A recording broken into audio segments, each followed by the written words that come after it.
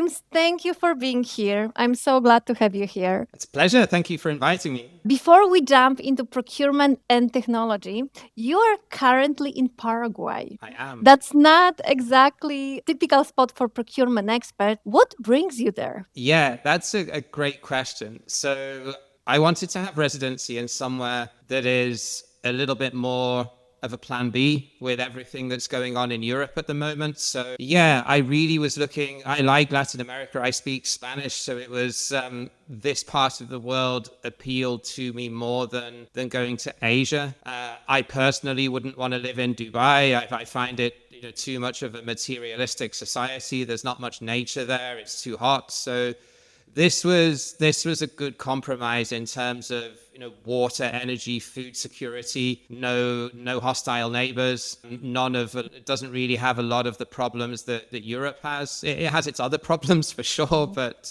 Yeah. yeah, it's I like it here. It's growing quickly as well. When I first came here in 2023, there were very few foreigners here, apart from people that there's always been a big German and Japanese and Korean population here that sort of came and settled in the countryside back in the 19th and 20th centuries. But now you're seeing a lot of location independent entrepreneurs and remote workers coming Okay. here, mainly because it's a great place to live in terms of it's very relaxed and people are very friendly. It's pretty safe by Latin American standards, but it's also very, very favorable for taxes. So that's why a lot of us come here. Okay. Okay. Do you feel good there? Are you happy there? Yeah, I enjoy it. I don't. I Yes. don't think I'd want to. I don't think I'd want to live here year round. I miss. Hmm. I miss the. I miss the. I would miss the European summers, I think, but I would, after now being able to choose to some extent where I can live and work from, I don't ever want to spend a winter in Europe again. Sure. Sure. You don't miss the rain and the windy weather. No, well, it's not just that. It's No. just that it's it's it's you get up at 7 a.m. and it's dark, and you finish work at Yeah. 5 6 p.m. and it's dark again, and you don't really, you're just stuck indoors all the time in winter. It's Mhm. I don't know. I understand why people get depressed in that climate. Mhm. So you escaped to I find your escaped. paradise there. That's awesome. So, everyone in this series has their own procurement story. So, I want to ask you, what is yours? How did you find yourself in procurement, and what kept you in it to make your career and passion? Yeah, it's a great question. And like most people, Kate, I kind of fell into it. I did I did a summer job at a company in my hometown just before my final year of university as a buying assistant, and they were a manufacturer refurbisher of gearboxes for the automotive industry.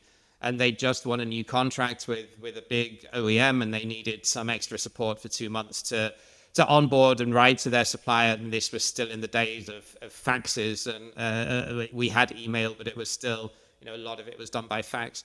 So a lot of it was around, onboarding suppliers, getting their data set up, the typical the supplier onboarding process, and that sort of opened my eyes in terms of what was called purchasing back then could do, because I didn't really have an idea of what I wanted to do after university. I come from, my dad was a welder, my mom was a hairdresser, so I don't come from a professional family that could really sort of advise me on what career to do after that. So I then, in my final year, was applying for graduate jobs, and I didn't get immediately a job after university. So I traveled for a summer and then did a couple of part-time jobs. And then the next year I applied to the graduate trainee program with Jaguar Land Rover, and I got accepted. So that was how I got into corporate procurement 23 years ago. Yeah. Okay. Oh, that's awesome.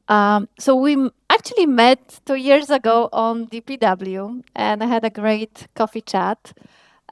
Looking at everything that changed since that time, how do you see digital procurement world today? Like, what changed, and what do you think is still stuck? So we would have met, I guess, then DPW 2023. So what's changed since Yes. October 2023? Well, Hmm. certainly AI is everywhere now, whereas back then it was just sort of getting started. I mean, there were companies that used machine learning and deep learning, but the whole generative AI LLM space was still very much in its infancy in terms of having that technology built in natively to procurement technology applications. So that's definitely changed. There's a lot of AI washing out there. So it's everyone claims to have AI now, and it's Of plastered course. all over their websites. And you have to be a little bit skeptical if a company's working on a code base that's 20 years old that they're claiming to be AI native, but we can go into that maybe Yeah. a little bit later. Yeah. But I think the other big thing that's changed is intake and orchestration was around then, but now I think there's genuinely an argument that can be made that can say it's going to succeed in replacing source to pay in a lot of instances. If you're a greenfield organization and you're buying your first piece of procurement technology, you're not going to go out and buy Ariba or Cooper or iValue, or I would Yeah. highly recommend that you don't. They're going out and they're buying Zip or Omnia or Upstream or one of these in Focal Point, one of these intake and orchestration tools instead, because it's much more user friendly on the front end, and it's able to connect. It's much less rigid in terms of the workflows that you build and how it operates than some of the traditional source to pay suites. So that's the other one. And I think the third one is there's slowly but surely now a recognition that procurement needs to be much better at storytelling and marketing and internal communication, and that we perhaps have way too many technocrats in our organizations and not enough Yeah. visionaries. Because I see at the ground level a lot of people in procurement teams that want to go on this journey, but I think leadership is the blocker. You have been helping procurement leaders and tech startups for years, but now you have built something on your own and it's called NProc. Can you tell me more about that project? Yeah, so NProc for now is really just looking to launch no code apps and build on that. But more holistically, the NProc is short for entrepreneurial procurement. And the mission statement essentially is that procurement needs to be faster and more fun. Because I think we've lost our way a little bit with all of the regulation and process and governance. And okay, we can't just go out and do what we want. There have to be rules in place, and there has to be some process and some governance. But I think it's become the modus operandi rather than just something that we have to do as part of our job. And I think that if procurement was set free a little bit to spread their wings, they could do so much better. But they're so bogged down in process that they don't get the chance to be able to do that. And NProc is really, in a wider sense, to be able to help smaller procurement teams to become more agile and more effective than these big behemoth enterprise corporate procurement structures. Because I think now, if you'd have asked me 10 years ago or even 5 years ago, it wasn't really possible for a small procurement team to be as effective as a large enterprise procurement team, because they didn't have the technology budget to be able to do that.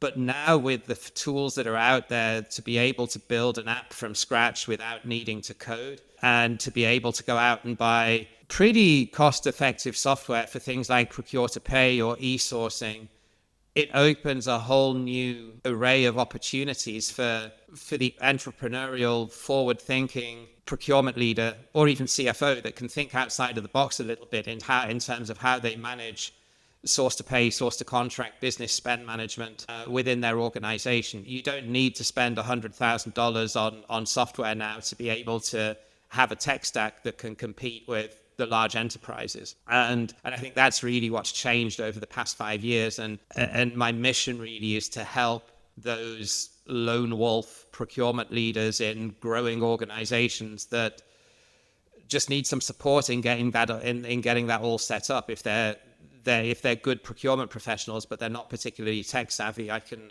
sort of help them to get there. So the no code apps is part of it, but I want it to be much more in terms of helping procurement to grow in less mature structures, in growing organizations more holistically. So there may be some, still figuring it out, but there may be some sort of community around that in the future, some sort of online learning resources around that to supplement what we're doing with the tech products. That sounds great and definitely needed in the procurement space.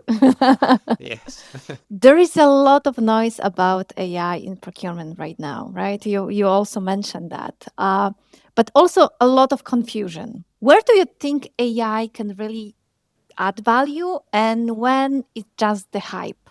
Yeah, so I would take this whole AI discussion and instead of thinking I need to implement AI in my organization, instead I would look at all of my processes from start to finish. So if it's source to pay or source to contract, depending on which area of procurement you're looking at, and I would go through all of that process and just try and understand with the team, with the people that are actually doing the work on a day-to-day basis, where are the biggest bottlenecks in that process? Because not every bottleneck needs a fancy new AI solution. Some of it does. That's true. And AI is certainly part of the answer, but it's not the answer to everything. So there are certain instances, and the no-code apps that we've built are an example of that. That just having a simple way to digitize and have a single source of truth for certain areas of a process that doesn't necessarily need AI, but can prevent a lot of copying and pasting data from one document into another system, or sending things around by email, or storing things on SharePoint. That can do a lot of it. So, I mean, in my particular example, contract management, if you're storing your contracts on SharePoint or in an Excel spreadsheet with a link to the document somewhere, just digitize it in a no-code application. You don't Yeah. need AI to do that. But then in other areas where robotic process automation isn't really a solution, something like intake, for example, is a fantastic example. And there's a company in Germany called Ask Leo that's growing like crazy now, that's been really, really successful with that, because they do an AI driven, and I'm not affiliated with them in any way, just to confirm, but they do a complete AI powered solution that goes from the moment a requisitioner wants to buy something right the way through to when the goods arrive in the warehouse and the goods receipt is pushed back into ERP. So all of that transactional work that a buyer would previously have done for these sort of tail end C-part types of purchases can completely be replaced by AI. Okay, yes, you need a human to check it, and Yeah. you have to have checks and balances, and you have to spend thresholds. How big an amount of spend are you going to let this AI bot negotiate or source? But fundamentally, that enables what keeps procurement bogged down in the weeds, which is all of this transactional buying for low value items. It gets rid of all of that. And if you're an organization, on the other hand, that procurement doesn't even touch that because you don't have the resources there, well, then suddenly you've got some opportunity to bring in some savings from spend that was otherwise unmanaged. So I think that's a really good example of how AI can bring in real, proper, proven value to a process, rather than just using it as a buzzword. The other one that I would give as an example would be around sourcing events. So both using AI to help draft an RFQ or an RFP document, because that's a very time-consuming process. Yeah. And as long as you train it what to write and the tone and your organization, and you don't share confidential data in there, you can get AI to do a lot of the heavy lifting there. I mean, I remember back in the day, writing an RFP used to be a day's work, really, once you'd thought about Yeah. it and planned it and written it. And then once all of the quotes and the proposals are in, getting AI to do bid analysis and bid evaluation after that, without having to, if you've used one of these legacy e-sourcing tools, once you got the bids in, you would have to export that to something like Excel to be able to do the analysis. But now you can tell AI, okay, well, what would be the result of the tender or the auction if we had to keep the incumbent supplier in some capacity? Or what would be the result if we sourced everything with the top three vendors? Or what would be the result if we just cherry picked and gave every part to the lowest bidder? You couldn't do that before it within an e-sourcing tool, and now you can. So on the pre-bid and on the pre-bid piece and on the post-bid piece, AI can drastically reduce the cycle time. And I'm happy that you said about that. You talk about that because, in my opinion, like automating operation makes sense for most of people, right? But when it comes to AI in sourcing or AI in negotiations, many buyers seems to be pretty hesitant, right?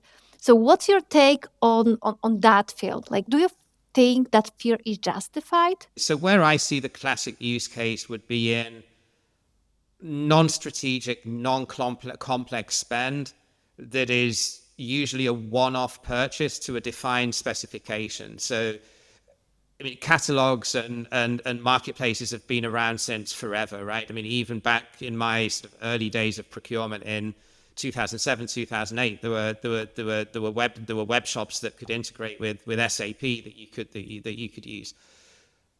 So I mean, buying anything that's an off-the-shelf product, you can still use catalogs for that. And okay, guided buying's made it a little bit smarter, but put that to one side. I think if you've got one-time spend for something that maybe costs $30,000, that's not really big enough for a procurement professional to want to spend too much time on. I think that would be if you've gone in and got your bids and then you just need an AI to go out and try and squeeze a few percent off the supplier before you then raise a PO for that type of product or service. That's really where I think that these types of negotiation bots, automated sourcing can be a really good solution. On LinkedIn, digital procurement often looks perfect, right? Like a wonderful tools for automation, some dashboards, shiny one. What's the reality you see when you work with real procurement teams inside organization? Do you feel that, reality is somewhat close to that or we are really far away? Yeah, so it's a little bit difficult to answer that, Kate, because I don't implement software, so I don't project manage Okay. implementations. My expertise is more on the upstream side in terms of helping to understand their requirements and then guiding them through choosing a vendor. So I would typically hand off the project at the point that they've finalized the price and the commercial conditions with the software vendor, and someone that knows what they're doing in terms of software implementation would usually then take it on from there, if indeed they need someone. I mean, a lot of these best of breed point solutions are pretty much plug and play. They can be up and running within a week or two. But if it's source to pay, it's more complex because of the workflow configuration. But Yeah. e-sourcing, contract management, it's they're pretty much plug and play. I tend to find that the biggest challenge is that either the prospective client doesn't really know what they want, or they know what they want and they're looking for a unicorn because they're looking for a piece of software that just doesn't exist out there on the market with all of their requirements. And then, I have to just take them to one side and say, realistically, if you want all of this, you need three, and you want it to be done properly within the tool and not just have a module that says it does it but has very limited functionality, then you need three tools to do this. So are we going to cut the scope, or are you going to go back to your IT team and say that we're going to have to integrate three tools? I don't care either way, but you need to make that call. So that they tend to be the two biggest, most common recurrences. Either they're very vague in terms of scope. Can you recommend me an SRM tool? Well, I can, but you need to tell me what you want first. Yeah. Or they're that specific that there's just not a tool out there on the market that does everything that they want it to do. And what are the common questions that you get from the clients? Like, do you see any like patterns in terms of, okay, that year it was a hype for sourcing tools. The next year you can see there is a hype or interest in some different kind of solutions, or it's pretty stable. Yeah, I mean, I don't serve in. I mean, I'm not a big consultancy practice. I'm pretty much on my own in terms of delivering that. So I don't have enough conversations to have a statistically relevant answer, but certainly the trend is we're seeing a move away from can you recommend an alternative to Ariba or Cooper to more intake and orchestration, looking at more talk around SRM now. A lot more companies are interested in that type of product. Obviously, AI is coming into the conversation a lot more now that they want something that's going to be modern enough to not be obsolete in 3 years' time. They would be the main ones. Okay. So the procurement technology space is getting crowded. In your opinion, what will separate the winners from the one that don't make the next decade? Yeah, I mean, it's been crowded for a while, and there's certainly been some consolidation this year, not as much as maybe some people predicted or thought. I don't see a mass consolidation. I see that there will be some mergers and acquisitions for sure. I think that some providers will just slowly become less and less relevant. So a lot of the sort of mid-tier legacy source-to-pay providers, I suspect that they will start moving away from procurement as a target customer and just focus more on accounts payable automation and treasury and finance and that side of what they offer, because I don't think any procurement person in their right mind now would go out and buy a source to pay tool that's 10, 15 years old that doesn't really give them any advantages versus the newer, more modern intake to pay and orchestration tools. So I think that will certainly be a trend. So I think some of the legacy S2P suites will pivot and become more finance tools. I see that my prediction is that supplier relationship management and contract lifecycle management will start to merge together, and contract lifecycle management tools that want to sell to procurement will have to move away from their or will have to expand their features to not just be a tool for pre-signature legal types of features and workflows. So the biggest challenge that we have in procurement, and this is why I say sort of SRM and CLM would come together as one, is I see the challenge for us in contracts not around having a clause library and having a bot that can help us to draft and redline contracts. That's legal work, right? I mean, Yeah. I see the biggest challenge for us for being post-signature contract lifecycle management. So, the typical situation where someone in corporate procurement in headquarters negotiates a master services agreement and ticks the box and says, I've saved $2 million. And then meanwhile, the plant in Germany or Italy says, we're not implementing that supplier. They don't have much presence here and they're rubbish.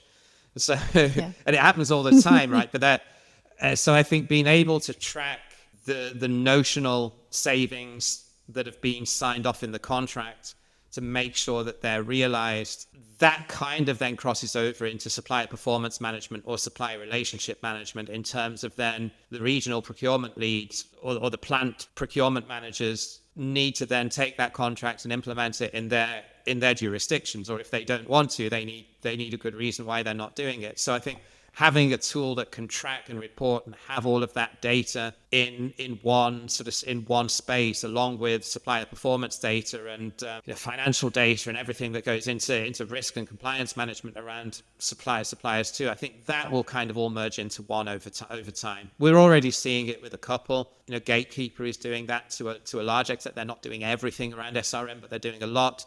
Procurment's Meerkat do a lot of it, especially around performance and quality management. So we're starting to see it, but I think we'll see a lot more of that. And what do you think is the future solution for the organization that do not want to use Coupa or Ariba, so the big market players, but are looking for some maybe alternatives, as you said? Do you think the trend will be to get one tool or like to merge and select as little as possible, or maybe to choose the orchestration tool and then launch 5, 6, 7 tools that will all talk to each other? Yeah, I think as long as the tool that is doing intake to pay has a smooth integration with the ERP system or whichever system they're using from a finance perspective to pay their suppliers, or maybe they're even using that tool natively for payments. Some of the intake to pay tools can handle that. Then then they've got a good foundation. So then it's all down to then what do they need to do additionally to that. And that will then very much depend on how strong is the contracts module or the sourcing module within that tool, or do they even have a sourcing or a contracts tool?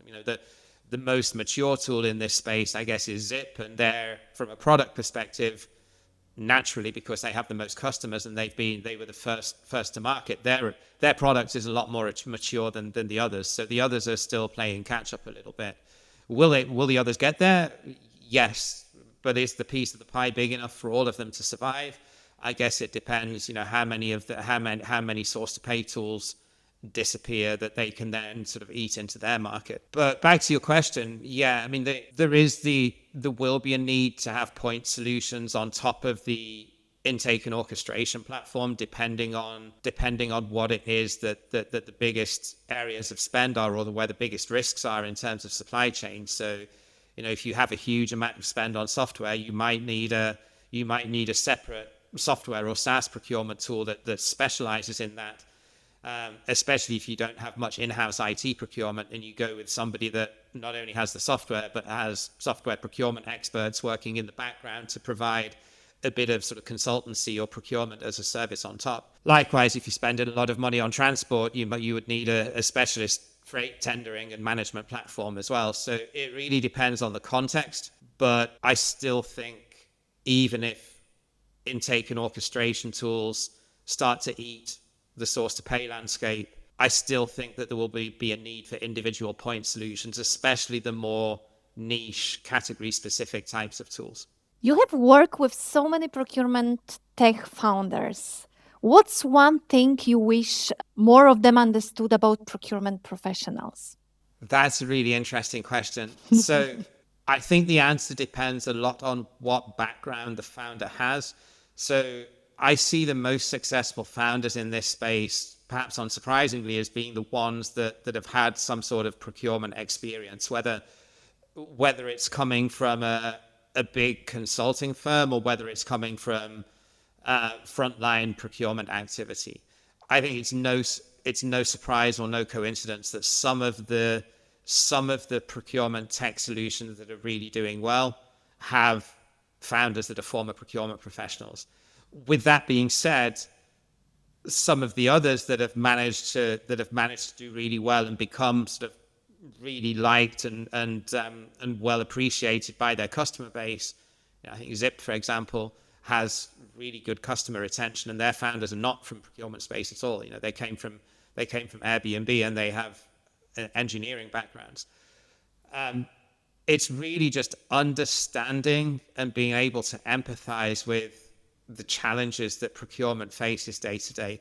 The ones that understand and accept that procurement is not sales and marketing, and that they are kind of the Cinderella, they're the ugly stepsister of sales and marketing, and they don't get much budget or much love from the organization. They're the ones, if they're able to teach that successfully to their sales teams and their marketing teams, then they're really able to talk to procurement at eye level and be on the same wavelength. The ones that don't really understand that tend to struggle. And one of the best pieces of feedback for any piece of work that I've done with procurement tech clients has been a sales enablement workshop that I did with their whole sales team, where I did sort of an hour and a half presentation on what is procurement, what are our challenges, what are the worst things that you can do as a salesperson to not upset procurement.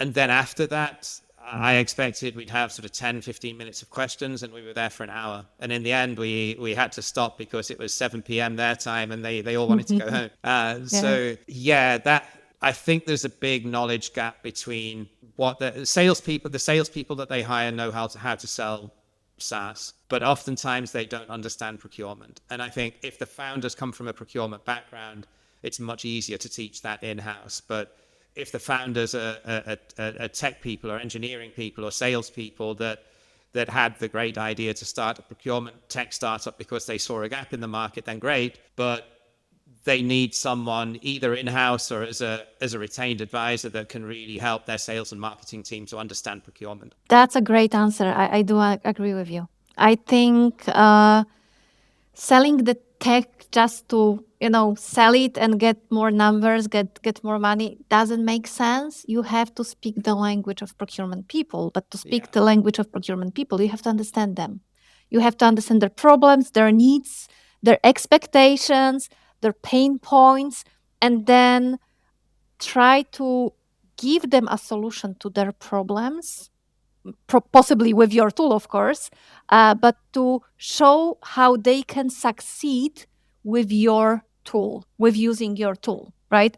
Instead of coming to them and saying, hey, this is our tool, this is why it's great, this is why you should buy it, and benefits list, right? Yeah. That And is not the yeah. best strategy.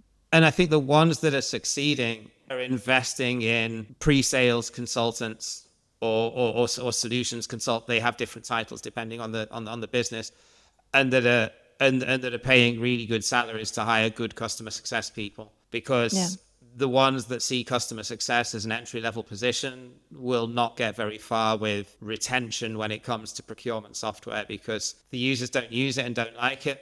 Guess what? After the Yeah. 3 years are up, they're not Yeah. going to renew. Yeah. And a lot of them are, I think, forgetting that, okay, they target audience is procurement, but procurement is not the only team that will use the tool. At the end, it will be stakeholders who has to, buy in. So I think also the tech provider should remember that it's not Yeah. only procurement to I think that's a really good buy point, in. actually, because I would perhaps disagree slightly in that it very much depends on the type of software. So if we're talking Okay.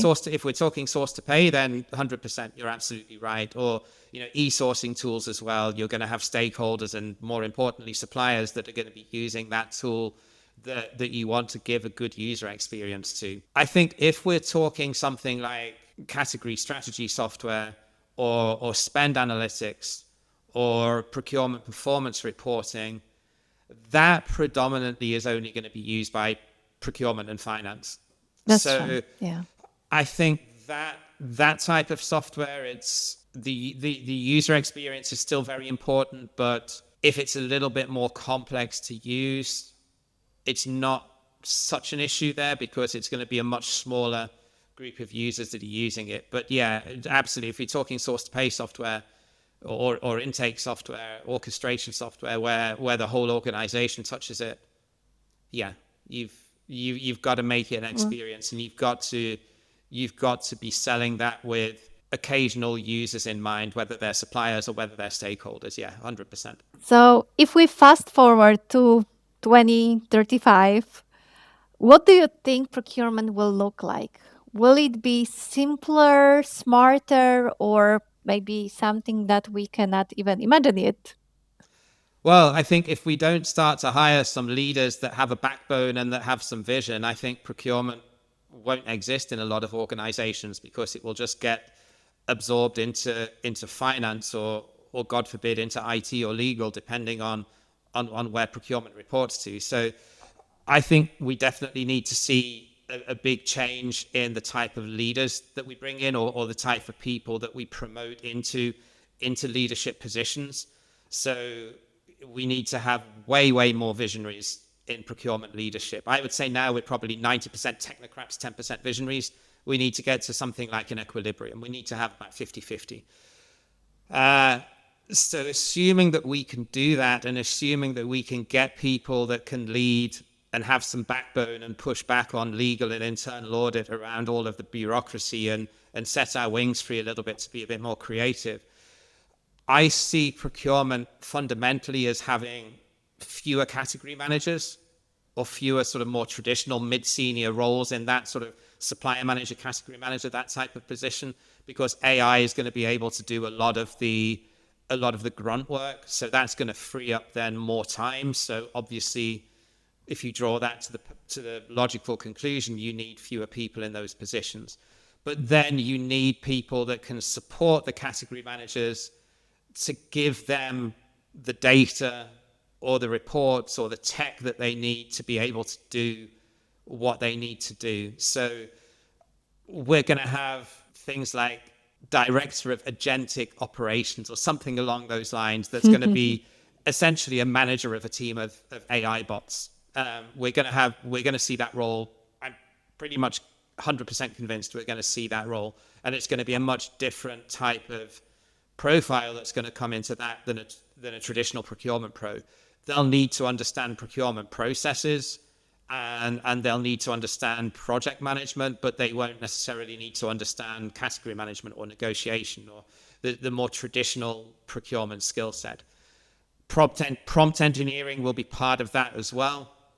We're definitely going to see more business partnering roles, I think, because as we need to then integrate ourselves more with the business and the wider supply chain, we're going to need to have more people that are good communicators and are a bit more of a diplomat type of character that can go and build those stakeholder relationships without it being a combative type of relationship. So someone that speaks the language of the business and is viewed by the business as being one of them rather than being an adversary. I think that's definitely going to come. I would also maybe even say that we'll see a return of admin assistants, because I think admin assistants are really unappreciated and they deliver a lot of value, because if you've got frontline procurement staff doing tasks that a 20 euro an hour admin assistant could do, then it's a waste of that person's salary for them to be doing that. So I could definitely see admin assistants coming back to handle some of that work, or maybe to be the human in the loop to check that the AI has done what it should do around, supplier onboarding or checking invoices and that type of thing. Data analysts and data scientists, I know in some bigger procurement teams they already have them, but I think that will also become much more common across organizations.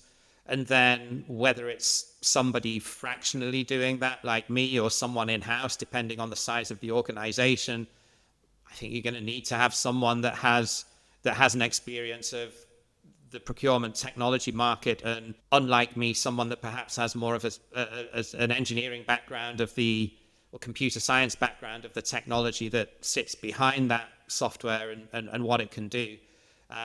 Because again, you need someone that can speak on the same level to IT and be able to push back when IT says, yeah, but we have a solution from SAP that does that. That's super exciting, to be honest. It's just 10 years. And how many things can change during those 10 years? That's super exciting. But as you said in one of your answers, we will still need people, because one of the biggest fear from procurement people is that, okay, AI will replace us, we will lose the job, and so on. That is not true, right? AI will support you. And of course, people that understand AI and understand those tools and can adjust their work to use the tools will grow, right? They will be needed on the market. From the other side, of course, if you are doing manual work, your job probably will be redundant in few years, but the human skills will still be needed, right? In Yeah, 10, 20, 30 years. 100%. Yeah. So if I was doing a global business services type of role in an outsourced business process outsourcing, or even an in-house function that's doing that type of role, that's doing very, very tactical work, day-to-day order processing, 3 bids and a buy, chasing up invoices and deliveries, that type of thing, then I don't think those jobs will exist even in 5 years' time. But as long as you're applying some sort of critical thinking and you're able to use influence, persuasion, negotiation, logical thinking within your job, then I don't necessarily see that's in danger. Procurement teams will be smaller, but my prediction is, I think it's pretty educated guess based on the trends that we're seeing out there, most of the reduction in headcount will be either in operational roles, or it will be reducing the amount of, for example, category managers you might need, because AI can do a lot of now the data gathering and presentation writing, so it just needs someone that can bring all of that together and consolidate it, and then spend much more time facing outwards rather than trying to get all of your data to fit into the nice boxes in PowerPoint. That's Yeah. not a valuable use of a Yeah. procurement manager's time, let's be honest. So Absolutely. I think the category manager role, category management as a process, as a process is not going to go away. But I think category management will become much more of a wider procurement role. I don't think we will see as many roles with the title category manager in future, because I see that as being quite siloed. Because if you've got a supplier that supplies multiple different categories across an organization, Bosch, for example, in the automotive industry, they supply brakes, they supply powertrain, they supply electrics. If you've got 3 different category managers managing that, then it's the key account manager's dream, because he can just divide and conquer. So I think we need to get out of this siloed category-based thinking, but category management as an approach and as a process is certainly not going to go away. Great. Thank you so much. I told you we'll talk 30 minutes and it's 45. Oh, wow. Okay. It's so, yeah, it's so exciting. So thank you for your time. I do appreciate it. It was such a pleasure to talking to you again. I hope we will meet maybe on some conference, maybe on some place to have another coffee chat together. But thank you for your time here. I appreciate it a lot, and I hope you enjoyed that as much as I did. Yeah, it was great chatting to you again, Kate. Thank you for inviting me. Always a pleasure.